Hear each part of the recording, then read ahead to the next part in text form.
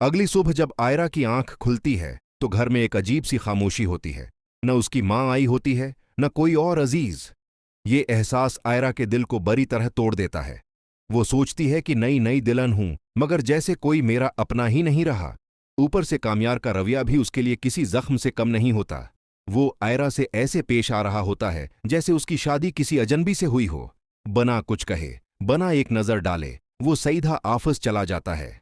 आयरा का दिल भर आता है, आंखें नम हो जाती हैं, मगर वो खामोश रहती है। थोड़ी देर बाद कामयार की दादी आयरा के कमरे में आती हैं।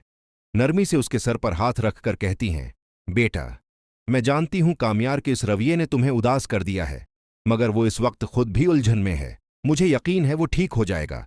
वो तुमसे बेपनाह मोहब्बत करता है। आयरा धीमी आवाज में कहती है, दादी, मैं सब समझती हूं, मगर उसे भी ये एहसास होना चाहिए कि हमारी नई नई शादी हुई है। मैं उसके लिए अपना सब कुछ छोड़कर आई हूं, मगर उसका सर्द रवैया मुझे तोड़ रहा है। दादी आयरा को दिलासा देती हैं और कहती हैं, चलो बेटा, नीचे चलकर कुछ खाना खाते हैं।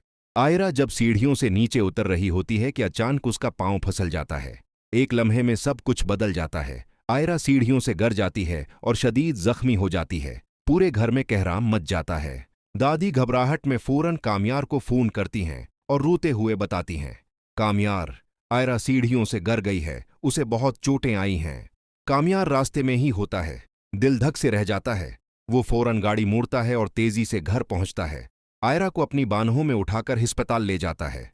डॉक्टर उसका इलाज शुरू कर देते हैं। कामयार और उसके घर वाले शदीद परेशानी में मुब्तला हो जाते हैं। अस्पताल में कामयार और उसकी दादी आयरा के बीड के पास बैठे उसके होश में आने का इंतजार कर रहे होते हैं कि इतने में आयरा के घर वाले भी पहुंच जाते हैं। आयरा की मां बेटी को बेहोश देखकर टूट जाती है और गुस्से से कामयार से कहती है, ये सब तुम्हारी वजह से हुआ है। तुमसे मिलने से पहले मेरी बेटी बहुत खुश थी। हमने कभी उसकी आंखों में आंसू नहीं आने दिए, मगर जब से तुम उसकी जिंदगी में आए हो, उसने सुकून का सांस तक नहीं लिया। फलक फौरन अपनी मां को संभालते हुए कहती है, बस करें उम्मी, अभी आयरा को हमारी दुआओं की जरूरत है। आयरा की मां रोते हुए बेड के करीब आती है। बेटा, आंखें खोलो, तुम्हें क्या हो गया है? फिर आयरा के अबू आगे बढ़ते हैं, उसका हाथ थामकर रोते हुए कहते हैं, आयरा, मुझे मुआफ कर दो। तुम मेरी बहुत अच्छी बेटी हो। मैं तुमसे ज्यादा देर नाराज नहीं रह सकता।